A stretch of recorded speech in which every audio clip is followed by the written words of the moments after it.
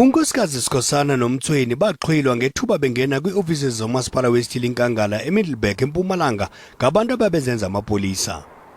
Ngonyezi namhlanje esisibini sithathwe saleqiswa kwisibhedlele iSteve Biko Academic ePitoli ukuze siphononongwe. We can safely report that we have managed to crack the case and they are now back. As we are standing here, we are at Steve Biko, where the assessments are being conducted.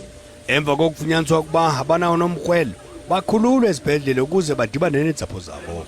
We'd like to thank all the South Africans for the safe recovery of both victims of the past kidnapping that happened almost the past seven days ago at the Iindaba district municipality.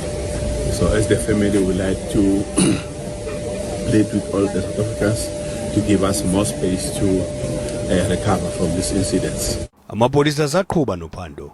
The driver was tied with some rope, but she managed to maneuver to the N14 road where the taxi driver spotted her and called police. Ukanti amapolisa asabaphica naphansi kwezicithi abenzi bobubi.